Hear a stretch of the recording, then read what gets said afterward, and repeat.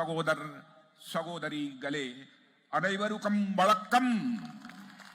I bow to 75 million people of the Tamil Nadu, which includes 13 million young people of the state. It is my pleasure to be in the city of Salem, which is known for its entrepreneurial spirit, rich culture, and a great heritage. 7.5 கோடி தமிழ் மக்கள், அதிலே 1,30,00,000 இளைஞர்களை கொண்ட இந்த மாநில மக்களுக்கு நான் என்னுடைய வணக்கங்களை தெரிவித்துக் கொள்கிறேன். அதிலும் சேலத்தைச் சேர்ந்த இங்கு தொழில் முனைஞர்களும் மிக வளமையான கலாச்சாரம், பண்பாடு, தொன்மை கொண்ட மக்களுக்கு மத்தியிலே இருப்பதிலே நான் பெருமகிழ்ச்சி அடைகிறேன். As the defense minister of this country, I am proud to be in the land of great warriors like Raja Raja Chola and Rajendra Chola, who were known for making exemplary contribution in strengthening India's military and naval capabilities. இந்த நாட்டினுடைய பாதுகாப்பு அமைச்சர் என்கின்ற முறையிலே மிக பெரிய போராளிகளை கொண்ட ராஜராஜ சோழன், ராஜேந்திர சோழன் போன்று முன்னுதாரணமாக இராணுவம் மற்றும் கப்பற்படைக்கு சக்திகளை பெருக்கிய முன்னுதாரணமாக கொண்ட மக்களுக்கு வணக்கத்தை தெரிவித்துக் கொள்கிறேன். My friends, I am always fascinated by Tamil Nadu because it is the birthplace of Tamil language, which is one of the oldest and the most beautiful language in the world. Tamil language is not only beautiful and ancient, but amma of all the Indian languages. மிகவும் புராதனமான தமிழ் முனிவர்கள் பிறந்த இந்த மண்ணிலே, அதுவும் மிகவும் பழமையான மொழியாக, அனைத்து மொழிகளுக்கும் தாயாக இருக்கின்ற தமிழ் மொழியை கொண்ட இந்த மண்ணை நான் மிகவும் நேசிக்கிறேன். It is wonderful feeling to be in this culturally rich and divine land of the Tamil Nadu, the land of Siddhars, Alvars, and the Nyanmars. And Tamil Nadu is also the place where the great saint of India, Mahatma Thiruvalluvar, was born, who gave us knowledge in the form of the Thirukural. இந்த மகத்தான நாட்டிலே கலாச்சார ரீதியாக தெய்வீக தமிழ் மண்ணிலே சித்தர்களும் ஆழ்வார்களும் நாயன்மார்களும் கொண்ட இந்த தமிழ்நாட்டில், தமிழ்நாடு அது மாத்திரமல்ல, மகாத்மா திருவள்ளுவர் பிறந்து அதன் மூலமாக நமக்கு மிகப்பெரிய ஞானத்தை திருக்குறள் மூலமாக தந்திருக்கிறார். My friends, Thirukural acts as a guiding light for all of us. Even the decisions taken by the NDA government under the Prime Minister of Sri Narendra Modi have been inspired by the ideas professed in Thirukural. திருக்குறளானது நம் அனைவருக்கும் வழிகாட்டு ஒளியாக திகழ்ந்து கொண்டிருக்கிறது. மாண்புமிகு பாரத பிரதமர் நரேந்திர மோடி அவர்களுடைய தேசிய ஜனநாயக கூட்டணி அரசாங்கத்தின் திட்டங்கள் கூட திருக்குறள் மூலமாக எழுச்சி பெற்று செயலாக்கப்பட்டு வருகிறது. The government is also making all efforts to ensure that Thirukural's knowledge is made available to the people across India and the globe. அதே போல அரசாங்கமானது திருக்குறளில் இருக்கின்ற அறிவுபூர்வமான விஷயங்கள் இந்தியா முழுவதும், ஏன் உலகம் முழுவதும் இதை நாம் உறுதிப்படுத்த வேண்டும் என்று நடவடிக்கைகள் எடுத்து வருகிறோம். My dear brothers and sisters, when I was coming here, I wanted to speak more in Tamil language, but I would like to apologize for not able to speak in Tamil. Beautiful and divine this Tamil language. Therefore, I will deliver my speech in my mother tongue, Hindi, and sometime English. My speech will be translated by Thiru Yash Raja. நண்பர்களே, நான் உங்களுடைய அழகிய ஆன்மீக தமிழிலே பேசுவதற்கு விரும்புகிறேன். ஆனால் அதிலே என்னால் பேச முடியாது என்கின்ற காரணத்தால் என்னுடைய வருத்தத்தை தெரிவித்துக் கொண்டு என்னுடைய தாய்மொழியான ஹிந்தி மற்றும் ஆங்கிலத்திலே பேசுகிறேன். என்னுடைய உரையை ராஜா மொழிபெயர்ப்பார். My dear friends, इस सेलम सिटी में पहले भी इलेक्शन कैंपेन के दौरान मैं आ चुका हूं, लेकिन आज इस पब्लिक मीटिंग में मैं जब अपने बैक साइड में देख रहा हूं, इधर this is the Tamil Nadu assembly. We have to promise that the BJP AIDMK alliance will enter in this assembly with 2/3 majority in this assembly election. நண்பர்களே, நான் ஏற்கனவே தேர்தல் பிரச்சாரத்திற்காக சேலத்திற்கு வந்திருக்கிறேன். ஆனால் இந்த முறை இங்கே மேடையிலே பின்பக்கம் பார்க்கிறோமே, தமிழக சட்டமன்றமானது இந்த தேர்தல்கள் மூலமாக பாரதிய ஜனதா கட்சி அஇஅதிமுக கூட்டணி 2/3 பங்கு பெரும்பான்மையோடு இந்த சட்டமன்றத்தில் நுழைய வேண்டும் என நான் விருப்பப்படுகிறேன். भाई ब्रदर्स एंड सिस्टर्स, सेलम की कई चीजें बहुत ही फेमस हैं. यहाँ की स्टील प्लांट, यहाँ का मालगोवा मैंगो, सेलम सागो दूर दूर तक जाता है. अब तो सेलम में एक और चीज चलने लगी है, मोदी इडली, जो नरेंद्र भाई मोदी के नाम पर मोदी इडली चलती है. और मुझे यह बतलाया गया है कि यहाँ के लोग मोदी इडली बहुत ही पसंद करते हैं. சேலம் பல விஷயங்களுக்கு ஃபேமஸா இருக்கு. சேலம் ஸ்டீல் பிளான்ட், இங்க இருக்கிற நம்ம மல்கோவா மாம்பழம், அதே போல சேலத்தில் விளைகின்ற மரவள்ளி கிழங்கு, இவையெல்லாம் மிகவும் பிரபலமானது. ஆனால் நான் கேள்விப்படுகிறேன், சமீப காலமாக இங்கு மோடி இட்லி மிகவும் பிரபலமாக வந்து கொண்டிருக்கிறது. பல மக்கள் அதை விரும்பி சாப்பிடுகிறார்கள். Do you people also like Modi idli? நீங்களும் மோடி இட்லி விரும்புகிறீர்களா? If you like, then you clap with both hands. நீங்கள் விரும்பினால் இரண்டு கைகளாலும் கைதட்டுங்கள். My dear friends, Narendra Modi ji ने जो गुड गवर्नेंस दिया है इस कंट्री को, मैं कह सकता हूं वह अपने आप में इंडिपेंडेंट इंडिया में अनपैरेलल है. डेवलपमेंट और गुड गवर्नेंस का कोई भी मॉडल कितना भी मजबूत हो, इसका पता अच्छे दिनों में तो चलता है, मगर इसका असली टेस्ट तब होता है जब क्राइसिस हो, जब संकट हो. நண்பர்களே, மேம்பாடும் நல்லாட்சியும் மிகவும் அத்தியாவசியமானதாகும். நரேந்திர மோடி அவர்களுடைய ஈடு இணையற்ற மேம்பாட்டுக்கான திட்டங்கள், நல்லாட்சி, இதை பற்றி நாம் எப்பொழுது உணர முடியும் என்று சொன்னால், சாதாரண நாட்களில் அல்ல, பிரச்சனையான நாட்கள் வரும்பொழுதுதான் இந்த மேம்பாடு மற்றும் நல்லாட்சியை நாம் உணர முடியும். ग्लोबल पैंडेमिक कोरोना कोविड-19 का जिस इफिशिएंट और इफेक्टिव तरीके से हमारे प्राइम मिनिस्टर नरेंद्र मोदी जी ने मुकाबला किया है, बहनों भाइयों, मैं कह सकता हूं भारत के इतिहास में वह इनक्रेडिबल है और इंस्पायरिंग स्टोरी है अपने में. அதாவது கொரோனா காலகட்டத்திலே, கோவிட்-19 காலகட்டத்திலே மோடி அரசாங்கமானது எவ்வளவு சிறப்பாக செயல்பட்டு இருக்கிறது என்பது ஒரு எடுத்துக்காட்டாக திகழ்கிறது.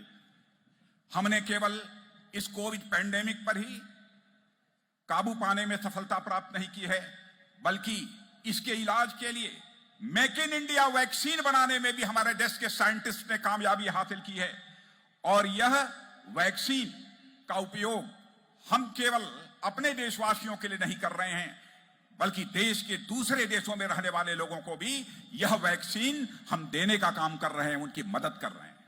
நாம் ஏதோ இந்த கொரோனாவுக்கு எதிராக மாத்திரம் போரிட்டு வரவில்லை. இந்த கொரோனாவுக்கு தடுப்பூசி கண்டுபிடிப்பதிலும் நாம் வெற்றி பெற்றிருக்கிறோம். அந்த தடுப்பூசி கூட வெறும் பாரத நாட்டு மக்களுக்காக அல்ல, மற்ற நம்முடைய நட்பு நாடுகளுக்காகவும் அந்த தடுப்பூசியை நாம் கொடுத்து வருகிறோம். और इस मोदी जी के इस डिसीजन की सारी दुनिया में सराहना हो रही है, क्योंकि बहनों भाइयों, आप जानते हैं हम लोग वसुधैव कुटुंबकम, the whole world is a family, इस कंसेप्ट में विश्वास करने वाले लोग हैं. इसलिए यदि हम अपना इलाज करते हैं, अपने देशवासियों का इलाज करते हैं, तो दुनिया के दूसरे देशों में रहने वालों का इलाज करने में भी हम पीछे नहीं रहते. वैसे ही अपने परिवार का सदस्य मानकर उनका भी इलाज करते हैं. நாம் இந்த கொரோனாவுக்கான தடுப்பூசி கண்டுபிடிப்பது, அது உபயோகப்படுத்துவதில்லை நம் நாட்டினுடைய சித்தாந்தம் வசுதைவ குடும்பகம், அதாவது உலகமே ஒரு குடும்பம் என்று எண்ணுகின்ற காரணத்தினாலே இதை பாரத நாட்டிற்காக மாத்திரம் நாம் பயன்படுத்தவில்லை, உலகத்தில் இருக்கின்ற பிற நாடுகளுக்காகவும் இதை நாம் பயன்படுத்த தருகிறோம். इकोनॉमी कोविड पैंडेमिक के दौरान पूरी तरह से जाम हो गई थी, लेकिन इस इकोनॉमी को गति देने का काम यदि किसी ने किया है तो हमारे प्रधानमंत्री ने दिया है. और कोई गरीब भूखा न सोए, इसलिए 1.70 लाख करोड़ की लागत से प्रधानमंत्री गरीब कल्याण योजना भी चलाकर मोर देन 80 करोड़ लोगों की हेल्प करने का काम यदि किसी ने किया है तो हमारे प्राइम मिनिस्टर नरेंद्र मोदी ने किया है. இந்த கொரோனா நோயினால் நம்முடைய சுகாதாரம் கெட்டது மாத்திரமல்ல, இந்த நாட்டினுடைய பொருளாதாரமும் பாதிக்கப்பட்டு இருக்கிறது. ஆனால் மாண்புமிகு பாரத பிரதமர் மோடி அவர்களுடைய ஆட்சி இந்த நாட்டில் ஒருவர் கூட இரவு வெறும் வயிற்றோடு தூங்கக்கூடாது என்கின்ற காரணத்தினாலே 1,70,000 கோடி ரூபாய் ஏழை மக்களுக்கான நல திட்டத்திற்காக 80 கோடி மக்களுக்கு நிவாரணம் கொடுக்கின்ற பணியிலே மிகச் சிறப்பாக மோடி அவர்கள் அரசாங்கம் செயல்பட்டு இருக்கிறது. इस कोविड पैंडेमिक के कारण भारत की इकोनॉमी पर भी एडवर्स इंपैक्ट हुआ था बहनों भाइयों, लेकिन हमारे गवर्नमेंट ने, हमारे प्राइम मिनिस्टर ने ऐसे हालात पैदा कर दिए।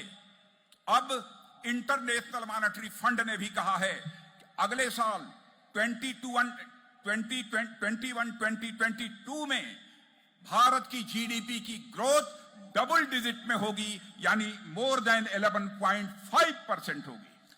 அதாவது நாம் இந்த நாட்டினுடைய பொருளாதாரத்தை வேகமாக செயல்படுத்துவதிலே மோடி அரசாங்கம் மிகப்பெரிய நடவடிக்கைகள் மேற்கொண்டு இருக்கிறது.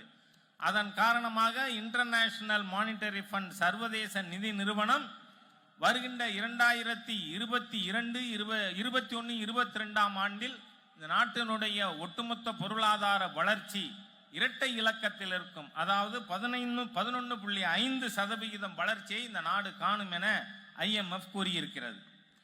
After this COVID pandemic, we are going to write India's next growth story, and foreign investment is also increasing day by day in our country. Due to this, stock market is also jumping. Not only jumping, but stock market jallikattu kar raha hai, jallikattu kar raha hai. அதாவது இந்த Covid காலகட்டத்தில் கூட இந்த நாட்டினுடைய பொருளாதாரம் ஒரு புதிய வளர்ச்சி கதையை பார்த்து கொண்டிருக்கிறதுனா, இந்த நாட்டிற்கு அந்நிய மூலதனமானது மிக வேகமாக வந்து கொண்டிருக்கிறது. நம்முடைய பங்கு சந்தை அது மிக வேகமாக வளர்கிறது என்பது மாத்திரமல்ல, அது ஒரு ஜல்லிக்கட்டு காளை போல வேகமாக ஓடிக்கொண்டிருக்கிறது. रूरल इकोनॉमी को भी बूस्ट देने के लिए हमारी गवर्नमेंट ने कई स्टेप्स लिए हैं। मैं जानता हूं यहां पर जितने भी हमारे नौजवान आए हैं, इसमें 80% नौजवान फार्मर्स फैमिली के रहने वाले हैं। इसलिए फार्मर्स को ध्यान में रखते हुए बहनों भाइयों कई मेजर स्टेप्स हमारी गवर्नमेंट ने लिए हैं।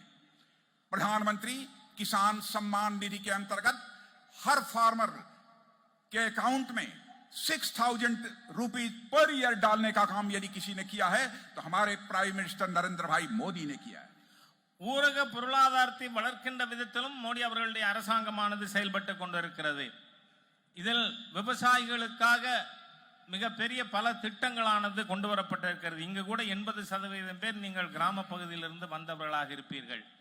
விவசாயிகளுக்கு உதவுவதற்காக விவசாயிகள் நிதியானது ஆண்டுக்கு 6,000 ரூபாய் ஒவ்வொருவர் கணக்கிலும் செலுத்தப்படுகிறது. हर गरीब के घर में हम टॉयलेट बना रहे हैं, बड़ी संख्या में टॉयलेट्स बन गए हैं। हर व्यक्ति को जिसके पास अपने पास पक्का मकान नहीं है उसको पक्का मकान भी मुहैया कराने का काम कर रहे हैं। और इतना ही नहीं, हम गांव की इकोनॉमी को डेवलप करने के लिए वहां पर पक्की सड़कें भी बनाने का काम तेजी के साथ कर रहे हैं। நாட்டிலே எவர் வீட்டிலே கழிவறைகள் இல்லையோ அவர்கள் வீட்டுக்கு கழிவறை, யாருக்கெல்லாம் பக்கா வீடுகள் இல்லையோ அவர்களுக்கெல்லாம் பக்கா வீடுகள், அதோடு மட்டுமல்ல ஒவ்வொரு கிராமத்திற்கும் நல்ல சாலைகள் ஆகியவை அரசாங்கமானது இப்பொழுது செயல்படுத்திக் கொண்டிருக்கிறது. हमारे प्राइम मिनिस्टर का यह रिजॉल्व है, संकल्प है कि हम आगामी कुछ ही वर्षों के अंदर अपने देश की फार्मर्स की इनकम को 2 गुना 2.5 गुना 2.5 टाइम्स समझो बढ़ा देंगे। यह उनका संकल्प है। इसीलिए हमारे प्राइम मिनिस्टर ने एग्रीकल्चर पर स्पेशल फोकस किया है और फार्मर्स की इनकम को बढ़ाने के लिए वैल्यू एडिशन पर भी जोर दिया है और बड़े स्ट्रक्चरल रिफॉर्म्स भी किए हैं। இந்த நாட்டிலே விவசாயிகள் வாழ்வு முன்னேற வேண்டும் என பிரதம மந்திரி மோடி அவர்கள் உறுதிப்பாடு எடுத்துள்ளார்கள். ஆகவே விவசாயிகளுடைய வருமானத்தை 2 மடங்கு 2.5 மடங்கு ஆக்குவதற்கான பல்வேறு நடவடிக்கைகள் மேற்கொள்ளப்பட்டிருக்கிறது. இதற்காக விவசாயிகள் கட்டமைப்பிலே சீர்திருத்தங்களை இந்த அரசாங்கம் கொண்டு வந்து கொண்டிருக்கிறது. देश के हर नागरिक की जरूरतों को पूरा करना यह किसी भी गवर्नमेंट की मॉरल रिस्पांसिबिलिटी होती है। मैं अपनी गवर्नमेंट के बिहाफ में एश्योर करना चाहता हूं तमिलनाडु की जनता को कि हम हर परिवार की जो आवश्यकताएं हैं, जरूरतें हैं, उनको हम पूरा करेंगे। ஒவ்வொரு குடிமகனுடைய அத்தியாவசிய தேவைகளை பூர்த்தி செய்வது என்பது ஒவ்வொரு அரசாங்கத்தினுடைய கடமையாகும். ஆகவே இங்க இருக்கின்ற மக்களுக்கு, தமிழக மக்களுக்கு நான் ஒரு உறுதியளிக்க விரும்புகிறேன். ஒவ்வொரு குடும்பத்தினுடைய தேவைகளும் அத்தியாவசிய தேவைகள் பூர்த்தி செய்யப்படும். जल जीवन मिशन के अंतर्गत हर घर में नल ले जाएंगे और इस देश के हर घर में नल होगा और नल से हम जल उसको उपलब्ध कराने का काम करेंगे। यह भी हमारी सरकार का संकल्प है। 3 करोड़ परिवारों में अब तक हम दे चुके हैं। आगे यह काम 2 वर्षों के अंदर हम पूरा करेंगे। அதாவது இந்த அரசாங்கத்தினுடைய உறுதிப்பாடு ஜல் ஜீவன் மிஷன் என்கின்ற குடிநீர் திட்டத்தின் மூலமாக ஒவ்வொரு வீட்டுக்கும் குழாய், ஒவ்வொரு குழாயிலும் குடிநீர். இந்த திட்டத்தின் மூலம் இதுவரை 3 கோடி குடும்பங்களுக்கு குடிநீர் இணைப்பு தரப்பட்டு இருக்கிறது. விரைவிலேயே அனைவரது குடும்பத்திற்கும் குடிநீர் இணைப்பு கொடுக்கப்படும். और रूरल और अर्बन इंफ्रास्ट्रक्चर पर भी मोर देन 100 लाख करोड़ हम स्पेंड करने जा रहे हैं, हम खर्च करने जा रहे हैं। और मैं अपने तमिलनाडु के दोस्तों को यह जानकारी देना चाहता हूं, the construction of the Salem Chennai Expressway will also begin in 2021-2022. அதே போல இந்த நாட்டினுடைய ஊரக மற்றும் நகரிய உள்கட்டமைப்பிற்காக 100 லட்சம் கோடி ரூபாய் செலவழிக்கப்பட இருக்கிறது. சேலம் மக்களுக்காக நான் ஒரு நல்ல செய்தியை சொல்ல இருக்கிறேன். சேலம் பெங்களூரு சாலை விஸ்தரிப்பு பணி இந்த 2021-22 மேற்கொள்ளப்படும்.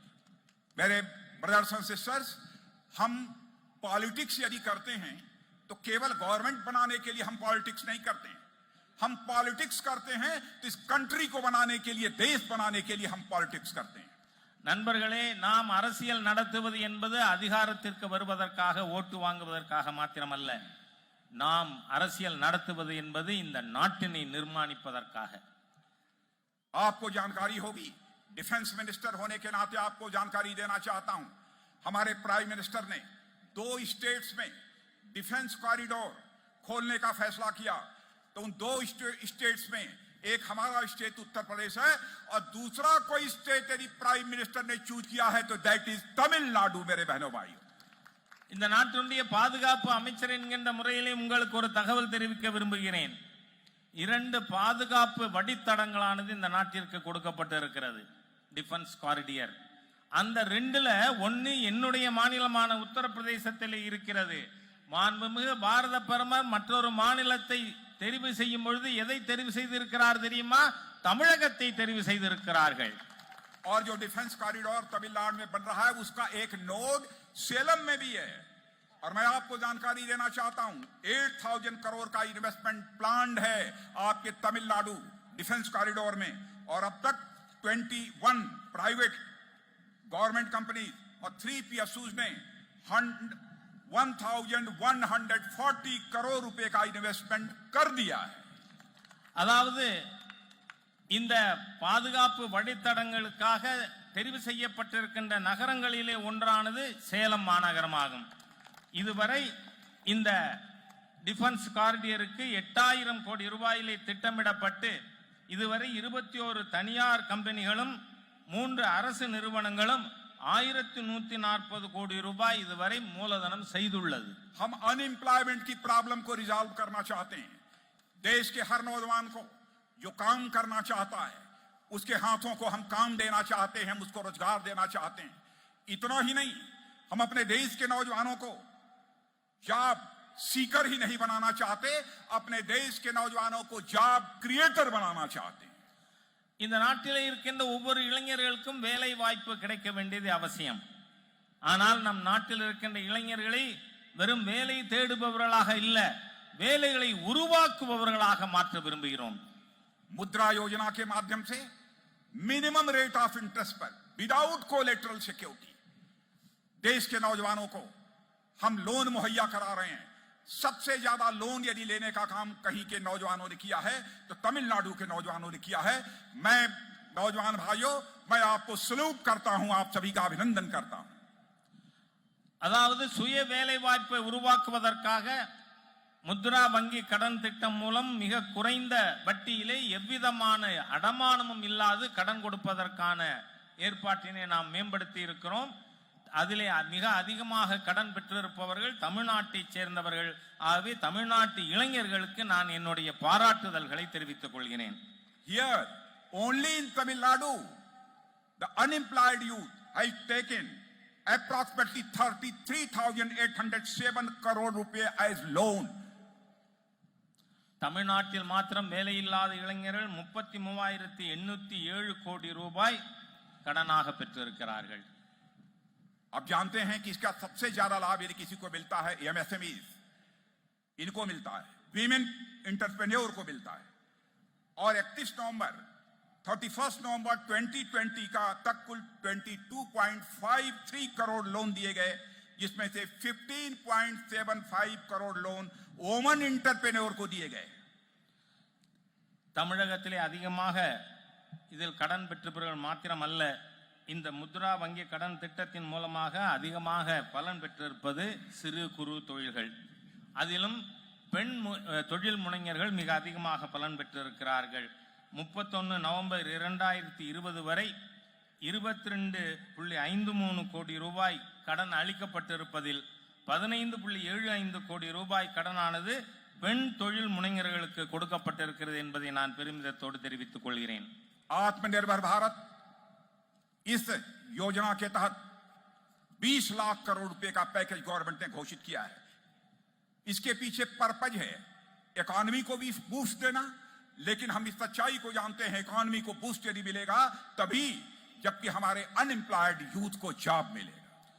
அதே போல சுயசார்பு இந்தியா திட்டத்தின் கீழ் 20 லட்சம் கோடி ரூபாய்க்கான பேக்கேஜ் கொடுக்கப்பட்டு இருக்கிறது. இந்த சுயசார்புள்ள இந்தியாவாக நாடு மாற வேண்டுமானால் ஏதோ ஏற்கனவே இருக்கின்ற தொழில்துறைகள் அல்ல, இளைஞர்களுக்கு நாம் வேலை வாய்ப்பு கொடுப்பதன் மூலமாகவே இதை நாம் அடைய முடியும். पहले राजीव गांधी जी कहा करते थे, former prime minister Rajiv Gandhi ji कहा करते थे कि 100 पैसा वहां से भेजते हैं लेकिन नीचे 13 पैसा पहुंचता है. जैसे लगता था प्रधानमंत्री लाचार हों. लेकिन हमारे प्राइम मिनिस्टर नरेंद्र मोदी ने इस चैलेंज को स्वीकार किया और आज यदि 100 पैसा हम दिल्ली से भेजते हैं तो आपके अकाउंट में 100 का 100 पैसा पहुंचता है. बहनों भाइयों, एक पैसा भी कम नहीं होता. முன்னாள் பிரதமர் ராஜீவ் காந்தி அவர்கள் சொன்னார், நான் டெல்லியிலிருந்து 100 பைசா அனுப்பினால் வெறும் 13 பைசா தான் மக்களுக்கு போய் சேருகிறது. பிரதம மந்திரி பாருங்க எவ்வளவு இது பற்றி அக்கறை இல்லாம இருந்திருக்காரு. ஆனால் இன்னைக்கு நரேந்திர மோடி அவர்கள் ஆட்சியிலே டெல்லியிலிருந்து 100 பைசா அனுப்பினால் 100 பைசாவும் மக்களுடைய கணக்கிலே போய் சேருகிறது. यह डिजिटाइजेशन का करिश्मा है, यह डिजिटल इंडिया का करिश्मा है कि करप्शन को भी हमने काफी हद तक मिनिमाइज किया है. आयुष्मान भारत योजना के अंतर्गत बहनों भाइयों 5 लाख रुपए तक मुफ्त इलाज बिना एक पैसे का हम सारे देश के लोगों को मुहैया कराएंगे और तेजी से इस दिशा में अब आगे बढ़ रहे हैं. प्रतिवर्ष 5 लाख रुपया मुफ्त में इलाज. அதே போல இன்றைக்கு இதெல்லாம் எப்படி சாத்தியமானது என்று சொன்னால் டிஜிட்டல் இந்தியாவின் காரணமாகத்தான் ஆயிருக்கிறது. இதன் மூலமாக ஊழல் குறைந்திருக்கிறது. அதே போல நாம் இந்த திட்டங்களை மக்களுக்கு எடுத்துச் செல்வதன் மூலமாக நல்லதொரு நிர்வாகத்தை தர முடியும். तमिलनाडु के मदुरई में एम्स खुलने जा रहा है. इसके लिए 1246 करोड़ रुपए दिए जा चुके हैं और 6 नए मेडिकल कॉलेज खुलने हैं और 3 और खुलने जा रहे हैं इसी तमिलनाडु में. बहनों भाइयों, हमारी गवर्नमेंट ने तमिलनाडु के डेवलपमेंट के लिए इस सीमा तक जाकर ध्यान दिया है. தமிழ்நாட்டினுடைய மேம்பாட்டிற்காக முன்னேற்றத்திற்காக மதுரையிலே எய்ம்ஸ் மருத்துவமனையானது 1246 கோடி ரூபாயிலே வர இருக்கிறது. அதோடு மட்டுமல்ல, இதுவரை 6 மெடிக்கல் காலேஜ் திறக்கப்பட்டிருக்கு. இன்னும் 3 மெடிக்கல் மருத்துவ கல்லூரிகள் துவங்கப்பட இருக்கின்றன. तमिलनाडु का डेवलपमेंट करना मैं आपको from inner core of my heart या एश्योर करना चाहता हूं. हमारी गवर्नमेंट का कमिटमेंट, हम अपने इस कमिटमेंट को पूरा करेंगे चाहे हमें जितना भी पैसा खर्च क्यों न करना पड़े. सेंट्रल रिसोर्सेज से पहले स्टेट गवर्नमेंट को 32% मिलता था, लेकिन हमारे प्राइम मिनिस्टर ने स्टेट शेयर को बढ़ाकर 32 से बढ़ाकर 42% कर दिया है और तमिलनाडु को 5,42,000 करोड़ रुपया पहली बार मिला है, जबकि यूपीए के लास्ट 5 ईयर में केवल 94,540 करोड़ रुपया मिला है। முன்னேற்றம் என்று வரும்பொழுது தமிழ்நாட்டினுடைய things are clear, things are clear ना? Yes very clear. Very clear. முன்னேற்றம் என்று வரும்பொழுது தமிழ்நாட்டை எல்லா விதத்திலும் முன்னேற்றுவதற்காக மத்திய அரசு உதவிகளை செய்து வரும். தமிழகத்தில் இதுவரைக்கும் நாம் மாநிலங்களுக்கு நிதி ஒதுக்கீடு 32% இருந்ததை மோடி அவர்களுடைய அரசாங்கம் 42% அதிகரித்திருக்கிறது. அது மாத்திரமல்ல, கடந்த 6 ஆண்டுகளில் தமிழ்நாட்டுக்கு நாம் 5,42,000 கோடி ரூபாய் நிதி ஒதுக்கி இருக்கிறோம். ஆனால் கடந்த 10 ஆண்டுகளில் ஐக்கிய முற்போக்கு கூட்டணி அரசாங்கத்தில் 94,540 கோடி ரூபாய் மட்டுமே தமிழகத்திற்கு நிதி ஒதுக்கப்பட்டது. बहनों भाइयों, हमारी गवर्नमेंट फ्रीडम फाइटर्स जो थे, जिन्होंने आजादी दिलाने में स्ट्रगल किया है, उनका सम्मान कर रही है। हम आजादी की 75th ईयर्स सेलिब्रेट करने जा रहे हैं। कई गवर्नमेंट ने कार्यक्रम तय किए हैं, डिटेल में नहीं जाना चाहूंगा, लेकिन चाहे चंद्रशेखर आजाद हो, सरदार भगत सिंह हो, चाहे खुदीराम बोस हो, चाहे सुब्रमण्यम स्वामी हो, और चाहे पसुमपोन मुथुराम लिंगा थेवर हो, उनके सैक्रिफाइसेस को भारत कभी भूल नहीं सकता है। நாம் இந்த நாட்டினுடைய 76வது சுதந்திர தினத்தை கொண்டாட இருக்கின்ற வேளையிலே இந்த நாட்டின் சுதந்திரத்திற்காக போராடியவர்களை நாம் பெரிய அளவிலே மதிக்கிறோம். அது குதிராம் போஸாக இருக்கலாம், இல்ல தமிழகத்தைச் சேர்ந்த சுப்பிரமணிய பாரதியாக இருக்கலாம், பசுமன் முத்துராமலிங்க தேவராக இருக்கலாம். அனைவரையும் நாம் மிக பெரிய அளவிலே மதிக்கிறோம். जब मैं नेशनल प्रेसिडेंट था बीजेपी का, उस समय में पसुमपोन मुथुराम लिंग थेवर के रामनद में स्थित मेमोरियल पर मैं गया था, और मैं आपको यकीन दिलाना चाहता हूं, मथुराम लिंगा थेवर जी के कंट्रीब्यूशन को हम केवल तमिलनाडु तक ही नहीं रहनेंगे, बल्कि सारे देश में हम उनके मैसेज को ले जाएंगे, उनके संदेश को ले जाएंगे। நான் பாரதிய ஜனதா கட்சியினுடைய தலைவராக இருக்கும் பொழுது ராமநாதபுரத்தில் பசுமன் முத்துராமலிங்க தேவர் அவர்களுடைய நினைவிடத்திற்கு சென்றிருக்கிறேன். முத்துராமலிங்க தேவர் அவர்களுடைய தியாகத்தை வெறும் தமிழகத்தோடு நாம் குறுக்கிவிட விரும்பவில்லை, அதை நாடு முழுவதும் எடுத்துச் செல்ல இருக்கிறோம். पहली बार दिल्ली में किसी गवर्नमेंट ने मथुराम लिंगा थेवर जी को सम्मान यदि दिया है बहनों भाइयों, तो हमारे forward prime minister Shri Atal Bihari Vajpayee ji ने दिया है। लाइफ साइज स्टैचू यदि किसी ने लगवाई है पार्लियामेंट हाउस में, तो हमारे forward prime minister respected Atal Bihari Vajpayee ji ने लगवाई है। டெல்லியிலே பெரியவர் முத்துராமலிங்க தேவர் அவர்களை மதிக்கின்ற விதத்திலே பாராளுமன்ற வளாகத்திற்குள் லைஃப் சைஸ் அவருக்கு ஒரு சிலையானது நிறுவப்பட்டது என்று சொன்னால், நம்முடைய மரியாதைக்குரிய முன்னாள் பிரதமர் அடல் பிஹாரி வாஜ்பாய் அவர்களுடைய ஆட்சி காலத்தில் தான் பாராளுமன்ற வளாகத்தில் தேவர் பெருமானுடைய சிலையானது நிறுவப்பட்டது. मेरे ब्रदर्स एंड सिस्टर्स, इस समय भारत एक एस्पिरेशनल इंडिया के रूप में तेजी के साथ आगे बढ़ रहा है। मैं आप सबका आह्वान करता हूं, आप सबसे मैं अपील करता हूं, इसमें आप सब भी अपना कंट्रीब्यूशन दीजिए। और सच्चाई है कि देश का यूथ न केवल अपनी जिंदगी में क्वालिटेटिव चेंज चाहता है, बल्कि हमारे देश का नौजवान तो यह भी चाहता है चेंज की जो रफ्तार हो वह स्लो न हो, बल्कि चेंज की रफ्तार यदि होनी चाहिए तो सुपरसोनिक होनी चाहिए। நாம் இந்த நாட்டிலே மிகப்பெரிய எதிர்பார்ப்போடு நாட்டை முன்னேற்றுவதற்காக சென்று கொண்டிருக்கிறோம். ஆகவே இங்கிருக்கின்ற இளைஞர்களுக்கு நான் அறைகூவல் விட விரும்புகிறேன். அதாவது நாம் மாற்றம் என்பது சொந்த வாழ்க்கையிலே மாத்திரமல்ல, மாற்றத்திற்கான பாதையை தேர்ந்தெடுத்து நாம் முன்னேறி செல்ல வேண்டும் என உங்களுக்கு நான் அறைகூவல் விடுக்கிறேன். कांग्रेस और डीएमके बराबर यह कंट्रोवर्सी क्रिएट करते हैं। आपको मालूम होगा 17 रफेल प्लेन को लेकर कंट्रोवर्सी इन लोगों ने खड़ी की है, लेकिन सीएजी से लेकर सभी ने क्लीन चिट दे दी है। 17 रफेल्स भारत की धरती पर आ चुके हैं, शेष रफेल भी 1 साल के अंदर भारत की धरती पर होंगे। बहनों भाइयों, हमारी एयरफोर्स की कैपेबिलिटी बढ़ गई है, अब हम किसी का भी मुकाबला कर सकते हैं। அதே போல ரஃபேல் ராணுவ விமானத்தை பற்றி காங்கிரஸ் மற்றும் அதனுடைய கூட்டணி கட்சிகள் பல குற்றச்சாட்டுகளை முன்வைத்தார்கள். ஆனால் சிஏஜி அதில் எந்த விதமான முறைகேடும் நடக்கவில்லை என்பதை உறுதிப்படுத்தி இருக்கிறது. 6 ரஃபேல் விமானங்கள் விரைவிலேயே வர இருக்கின்றன. பாரத நாடு ராணுவ ரீதியாக மிகப்பெரிய வலிமை பெற்ற நாடாக மாற இருக்கிறது. राफेल प्लेन को लेकर हमारे प्राइम मिनिस्टर को यह भी कह दिया चौकीदार चोर है, लेकिन सारी एजेंसीज ने, कोर्ट ने, सभी ने यह क्लियर कर दिया बहनों भाइयों कि हमारा प्राइम मिनिस्टर जिसे यह कहते हैं चौकीदार चोर है, वो चोर नहीं बहनों भाइयों, वह प्योर है। इसको सिद्ध कर दिया। எதிர்க்கட்சிகள் ரஃபேல் விமான ஒப்பந்தத்தை எடுத்துக்கொண்டு காவலாளி திருடன், அதாவது சவுக்கிதார் சோர்கை என்று சொல்லி மாண்புமிகு பாரத பிரதமர் மீது களங்கம் கற்பிக்க நினைத்தார்கள். ஆனால் தணிக்கையாளரும் சரி, நீதிமன்றமும் சரி, இதில் எந்த விதமான முறைகேடும் நடக்கவில்லை என்பதை கூறியதன் மூலம் காவலாளி திருடன் அல்ல, தூய்மையானவன் என்பது நிரூபிக்கப்பட்டிருக்கிறது. तमिलनाडु की धरती धन्य है।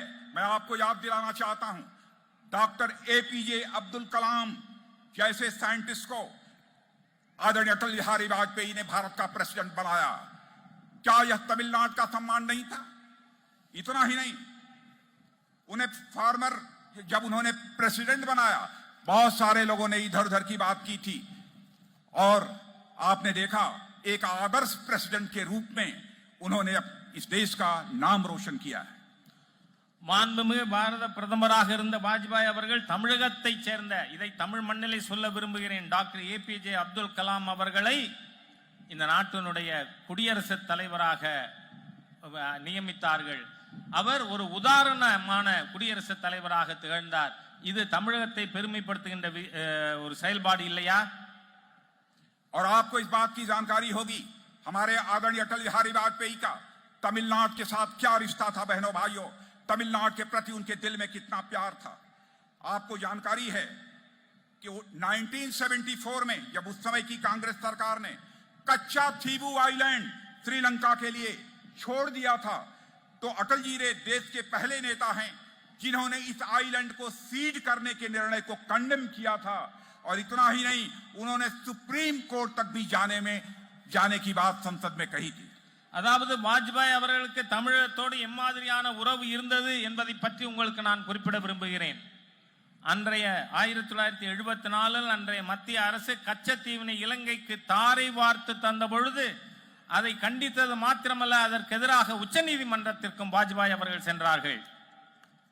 बीजेपी इस बात को कभी भूल नहीं सकती है कि पहली बार सेंटर में जब अटल जी की गवर्नमेंट बनी थी तो किसी ने होल हार्टेडली पहली बार सपोर्ट देने का काम किया था।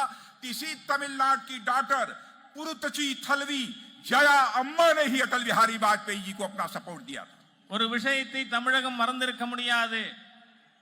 முதலில் 1998 தேசிய ஜனநாயக கூட்டணி அமைத்த பொழுது பாரத தேசத்தில் முதலாக யார் அதற்கு ஆதரவு கொடுத்து அதில் இணைந்தார்கள் என்று சொன்னால் நம்முடைய தமிழகத்தை சேர்ந்த புரட்சி தலைவி அம்மா அவர்கள்தான். मैं तमिलनाडु की जनता को विश्वास दिलाना चाहता हूं ऑन बिहाफ ऑफ बीजेपी। मेरे बहनों भाइयों, यहां पर यदि एआईएडीएमके और बीजेपी अलायंस के आप गवर्नमेंट यदि बनाते हैं तो हमारी सरकार उनके और एमजीआर के माने अम्मा और एमजीआर के जो भी आइडियल्स और आइडियाज हैं उन पर कदम रखते हुए ही काम करेगी और आगे बढ़ेगी। நான் தமிழக மக்கள் அனைவருக்கும் ஒரு நம்பிக்கை ஊட்ட விரும்புகிறேன். பாரத தேசத்தை தலைமையேற்று நடத்தி கொண்டிருக்கின்ற நாம் தமிழகத்திலே மரியாதைக்குரிய எம்ஜிஆர் அவர்கள் மற்றும் அம்மா அவர்களுடைய செயல் திட்டங்களை ஏற்று இங்கு செயல்படுத்தி கொண்டிருப்போம். अटल जी की तरह हमारे प्रधानमंत्री मोदी जी का भी तमिलनाडु के साथ एक पर्सनल रिलेशनशिप है। इसकी झलक उनके काम में दिखती है। श्रीलंका में तमिल रिफ्यूजी के एम्पावरमेंट के लिए उन्होंने लगातार कोशिश की है। मेरे बहनों भाइयों, எப்படி அட்டல்ஜி அவர்களுக்கு தமிழகத்தின் மீது தமிழ் மக்கள் மீது ஒரு அலாதியான பிரியம் உண்டோ அதுபோல மாண்புமிகு பிரதமர் மோடி அவர்களுக்கும் உண்டு. ஆகவேதான் இலங்கை அகதிகள் விஷயத்திலே நாம் மிக நல்ல நடவடிக்கைகளை எடுத்து வருகிறோம். 2014 में जब नरेंद्र भाई मोदी भारत के प्रधानमंत्री बने तो ज्यादा समय नहीं लगाया, 2015 में ही वह श्रीलंका गए और जाफना एरिया में भी गए। उसके पहले जाफना कोई प्राइम मिनिस्टर नहीं गया था, वहां का दौरा किया है। वो भारत के पहले प्रधानमंत्री थे। करीब 27,000 तमिल ब्रदर्स और सिस्टर को न्यू हाउसेस श्रीलंका में देने का काम यदि किसी ने किया तो हमारे प्राइम मिनिस्टर नरेंद्र भाई मोदी ने किया है। 2014 பிரதமராக பதவியேற்ற பிறகு மிக குறைந்த காலகட்டத்திற்குள்ளாக 2015 இலங்கையிலே ஜாஃப்னாவிற்கு மாண்புமிகு பிரதமர் மோடி அவர்கள் சென்றார்கள். சரித்திரத்திலேயே ஜாஃப்னாவிற்கு சென்ற முதல் பிரதமர் என்கின்ற பெயர் மோடி அவர்களுக்கு ஏற்பட்டது. அங்கு நம்முடைய தமிழ் சகோதர சகோதரிகளுக்கு 27,000 புதிய வீடுகளை அவர் கையளித்தார்கள். Our government under the leadership of Prime Minister Shri Narendra Modi is committed to ensuring that Tamil refugees in Sri Lanka live with peace, equality and dignity. அதே போல மத்தியில் இருக்கின்ற மோடி அவர்களுடைய அரசாங்கம் இலங்கையிலே தமிழ் மக்கள் சுதந்திரமாகவும் பாதுகாப்போடும் மரியாதையுடனும் வாழ்வதற்கான நடவடிக்கைகளை மேற்கொள்கிறது. श्रीलंका में रहने वाले जो हमारे फिशरमैन हैं जो वहां गिरफ्तार किए जाते हैं, उनकी भी हमारी गवर्नमेंट ने चिंता की है। और जहां तक मेरी इंफॉर्मेशन है 1600 से अधिक इंडियन फिशरमैन श्रीलंका सरकार की कस्टडी से रिलीज यदि किसी ने कराया है तो हमारे प्राइम मिनिस्टर नरेंद्र भाई मोदी ने कराया है। और इनमें से बड़ा नंबर यदि कहीं का है तो वह तमिलनाडु का है। 300 से अधिक फिशरमैन बोट्स भी छुड़ाने का काम हमारे प्राइम मिनिस्टर ने किया है। அதே போல இலங்கையிலே அவ்வப்பொழுது கைது செய்யப்படுகின்ற அனைத்து மீனவர்களையும் விடுதலை செய்வதிலே நரேந்திர மோடி அவர்களுடைய அரசாங்கம் மிகவும் கண்ணும் கருத்துமாக இருந்து வருகிறது. இதுவரை 1600 நம் தமிழ் மீனவர்கள் இலங்கையிலே கைது செய்யப்பட்டவர்கள் விடுதலை செய்யப்பட்டு இருக்கிறார்கள். அது மாத்திரமல்ல 300 மீனவர்களுடைய படகுகளும் இப்பொழுது விடுவிக்கப்பட்டு இருக்கின்றன. हमारी सक्सेस स्टोरी बहुत बड़ी है और मैं कहना चाहता हूं श्रीलंका में जितने भी अरेस्टेड हमारे फिशरमैन थे, बहनों भाइयों, सभी फिशरमैन के अनकंडीशनल रिलीज यदि किसी ने कराई है तो हमारे प्राइम मिनिस्टर नरेंद्र भाई मोदी ने कराई है. நம்முடைய வெற்றியின் கதை நீளமானது தொடர்கிறது. இதுவரை கைது செய்யப்பட்ட மீனவர்கள் அனைவரும் இலங்கை அரசாலே விடுவிக்கப்பட்டிருக்கிறார்கள் என்று சொன்னால் நரேந்திர மோடி அரசாங்கத்தில் தான் கைது செய்யப்பட்ட அனைத்து மீனவர்களும் விடுவிக்கப்பட்டிருக்கிறார்கள். मेरे बहनों भाइयों, भारत का डिफेंस मिनिस्टर हूं, आप यह जानना चाहेंगे इंडिया चाइना स्टैंड ऑफ जो चल रहा था उसका क्या हुआ? आप सब लोगों को जानकारी होगी। 9 राउंड्स की डायलॉग के बाद मिलिट्री लेवल पर, डिप्लोमेटिक लेवल पर एक पार्ट अब तक रिजॉल्व हो चुका है। लेकिन कांग्रेस हमको बदनाम करने की कोशिश करती है, कहती है कि हमने भारत की जमीन गंवा दी। मैं आपको विश्वास के साथ कहना चाहता हूं बहनों भाइयों, जब तक इस शरीर में खून है, प्राण है, भारत की 1 इंच जमीन पर भी कोई मां का लाल कब्जा नहीं कर सकता. இந்த நாட்டினுடைய பாதுகாப்பு அமைச்சர் என்கின்ற முறையிலே சீனாவோடு என்ன நடக்கிறது என்பதை பற்றி நான் உங்களுக்கு தெரிவிக்க வேண்டும். 9 சுற்று பேச்சுக்களுக்கு பிறகு நமக்கு சாதகமான சூழ்நிலை உருவாகி இருக்கிறது. காங்கிரஸ் நம்மை குற்றம் சாட்டுகிறது, இந்தியாவின் நிலத்தை நாம் கொடுத்து விட்டோம் என்று. இந்த சரீரத்திலே ரத்தமும் உயிரும் இருக்கின்ற வரை 1 இன்ச் இடம் கூட எந்த நாட்டிற்கும் விட்டு கொடுக்கப்பட மாட்டாது. बहनों भाइयों, चाहे दुनिया का कोई देश हो, चाहे दुनिया का कोई भी देश हो, भारत की सीमा पर किसी को यूनिलेटरल एक्शन करने की इजाजत भारत नहीं देगा. उसके लिए चाहे जितनी भी कीमत हमको चुकानी पड़ेगी, हम वो कीमत चुकाने को तैयार हैं. சகோதர சகோதரிகளே, இந்த நாட்டின் எல்லை மீது எந்த நாடாக இருந்தாலும் ஆக்கிரமிப்பதற்கு முயற்சி செய்யுமானால் எந்த ஒரு விஷயத்தையும் நாம் உபயோகிக்காமல் அதை எதிர்க்காமல் சும்மா இருக்க மாட்டோம். அதற்கு எந்த விலை வேண்டுமானாலும் கொடுப்போம். जो 9 राउंड की मिलिट्री और डिप्लोमेटिक डायलॉग के बाद जो समाधान हुआ था, वह डिसएंगेजमेंट का प्रोसेस वह पूरा हो चुका है. लेकिन दुर्भाग्य है, unfortunately Congress party Indian army की ब्रेवरी और करेज पर वह डाउट करती है. मैं आपसे पूछना चाहता हूं, सुप्रीम सैक्रिफाइस देने वाले सैनिकों का क्या यह कांग्रेस पार्टी अपमान नहीं कर रही है? मैं आपसे एक सवाल पूछता हूं, ध्यान से सुनिए. कांग्रेस कच्ची निंगाल नल्लवरा केट्टवरा சகோதர சகோதரிகளே, 9 சுற்று பேச்சுவார்த்தைக்கு பிறகு சீனா அதனுடைய ஆக்கிரமித்த பகுதியிலிருந்து பின்வாங்குவதற்கு ஒப்புக்கொண்டிருக்கிறது. ஆனால் இது பற்றி சந்தேகங்களை காங்கிரஸ் எழுப்புகிறது. அதாவது இந்த நாட்டினுடைய ராணுவ வீரர்களுக்கு அவர்களுடைய தியாகத்தை அவமதிக்கிற விதத்திலே பேசுகிறது. நான் உங்களிடம் கேட்கிறேன், Congress நல்லவர்களா கெட்டவர்களா? Again you ask this question. மீண்டும் சொல்லுங்கள், காங்கிரஸ் நல்லவர்களா கெட்டவர்களா? ராணுவ வீரர்களுடைய தியாகத்தை அவமரியாதை செய்கின்ற Congress நல்லவர்களா கெட்டவர்களா? Very good. Brothers and sisters, मैं आपको विश्वास दिलाकर जाना चाहता हूं डिफेंस मिनिस्टर के रूप में कि हमारी government under the leadership of prime minister Narendra Modi India की यूनिटी, टेरिटोरियल इंटीग्रिटी और सॉवरेंटी के साथ हमने न कभी समझौता किया है, न समझौता किया था और न कभी समझौता करेंगे. यह आपको विश्वास दिलाकर जाना चाहता हूं. இந்த நாட்டினுடைய பாதுகாப்பு அமைச்சர் என்கின்ற முறையிலே உங்களுக்கு நான் ஒரு விஷயத்தை நம்பிக்கை ஊட்ட விரும்புகிறேன். இதுவரை இந்த நாட்டினுடைய ஒருமைப்பாடு, எல்லை, ஒற்றுமை இதன் விஷயங்களிலே பாரதிய ஜனதா கட்சி அரசு இதுவரை சமரசம் செய்ததில்லை, செய்வதில்லை, ஒருபோதும் செய்யாது என்ற நம்பிக்கை உங்களுக்கு நான் ஊட்ட விரும்புகிறேன்.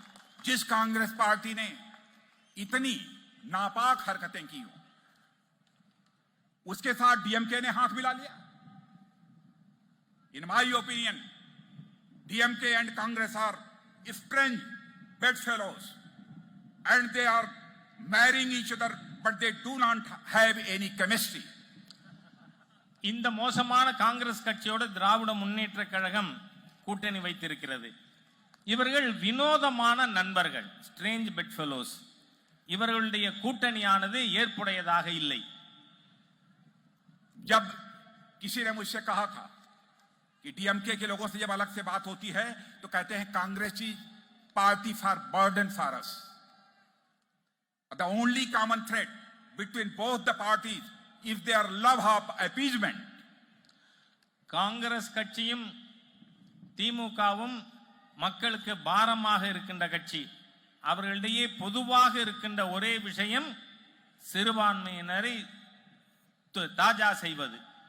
कांग्रेस और डीएमके का मॉडल करप्शन और अपीजमेंट पर बेस्ड है और वह जिस तरीके से अपीजमेंट पॉलिटिक्स कर रहे हैं वह तमिलनाडु की सोशल फैब्रिक को कमजोर करेगा. यह मैं विनम्र अनुरोध करना चाहता हूं डीएमके और कांग्रेस अलायंस के लोगों से कि तमिलनाडु के सोशल फैब्रिक को यह कमजोर करेगा. जबकि हमारा मानना है कि justice for all, appeasement of none. Congress கட்சியும் திராவிட முன்னேற்ற கழகமும் ஊழல் மற்றும் தாஜா செய்யும் அரசியல் போக்கை கடைபிடித்து இருக்கிறார்கள். இதன் மூலமாக மிகப்பெரிய சமூக சீர்கேடு ஏற்படும். பாரதிய ஜனதா கட்சியினுடைய கோட்பாடு அனைவருக்கும் நீதி, எவரையும் தாஜா செய்வது அநீதி. मेरे ब्रदर्स एंड सिस्टर्स, तमिलनाडु की जनता स्टेबल और ड्यूरेबल गवर्नमेंट चाहती है ताकि डेवलपमेंट में किसी भी प्रकार का डिसरप्शन न होने पाए. The success of our Vetrivel Yatra has shaken DMK and Congress in Tamil Nadu. தமிழகத்திலே நிலையான நல்ல ஆட்சி வேண்டும். பாரதிய ஜனதா கட்சியின் வெற்றிவேல் யாத்திரை திமுகவையும் காங்கிரஸையும் ஆட்டம் காண செய்திருக்கிறது. मैं पूरी तरह से कॉन्फिडेंट हूं अब तमिलनाडु की जनता कांग्रेस डीएमके इस अलायंस को कभी भी पसंद नहीं करेगी, कभी भी इनकी गवर्नमेंट नहीं बनाएगी, क्योंकि उसे तो लोटस फ्लावर और टू लीव्स की जोड़ी ही पसंद है. लोटस फ्लावर और टू लीव्स, यही जो है जोड़ी, यही कॉम्बिनेशन तमिलनाडु की जनता को पसंद है. தமிழக மக்கள் நிச்சயமாக காங்கிரஸ் திராவிட முன்னேற்ற கழக கூட்டணியை விரும்ப மாட்டார்கள், அதற்கு வாக்களிக்க மாட்டார்கள். அவர்கள் விரும்புவதெல்லாம் தாமரை இரட்டை இலை ஜோடியை தான் விரும்புகிறார்கள். Only lotus and leaf can bring prosperity to this great land of Tamil Nadu. தாமரையும் இரட்டை இலையும் மாத்திரமே இந்த மகத்தான தமிழகத்திற்கு வளமையை முன்னேற்றத்தை ஏற்படுத்த முடியும். मैं यहां मौजूद बड़ी संख्या में मैं देख रहा हूं ऐसी क्राउड तमिलनाडु में मैंने कभी नहीं देखी थी 6 इयर्स तक नेशनल प्रेसिडेंट बीजेपी का रहा हूं। ये ह्यूज क्राउड जो मैं देख रहा हूं कभी नहीं देखा था। मैं इसके लिए आपको कांग्रेचुलेट करना चाहता हूं डॉक्टर मुरुगन जी, विनोद जी, आपको PAIM, आप सभी को और पूरी आपकी टीम को मैं कांग्रेचुलेट करना चाहता हूं। ये करिश्मा मैं तमिलनाडु के अंदर देख रहा हूं। ये परिवर्तन की, चेंज की एक वेव चल रही है। இப்பொழுது மிகப்பெரிய எண்ணிக்கையிலே நான் இங்கே இளைஞர்களை காண்கிறேன். 6 ஆண்டு காலம் நான் அகில இந்திய தலைவராக இருந்திருக்கிறேன். இம்மாதிரியான கூட்டத்தை நான் தமிழகத்திலே கண்டதில்லை. ஆகவே மாநில தலைவர் முருகன், இளைஞரணி தலைவர் வினோஜ் மற்றும் தேஜஸ்வி சூர்யா ஆகியவர்களுக்கு நான் என்னுடைய பாராட்டுதல்களை தெரிவித்துக் கொள்கிறேன். தமிழகம் மாற்றத்தை நோக்கி நடைபோட துவங்கி இருக்கிறது. My dear young friends, I want to appeal all of you only one thing.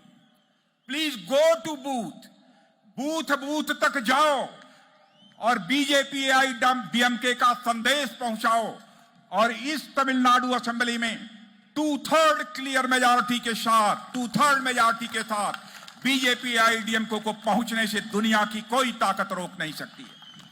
இளைஞர்களே, இளம் நண்பர்களே, உங்களுக்கு ஒரே ஒரு வேண்டுகோள் வைக்கிறேன். நான் பூத்திற்கு செல்லுங்கள்.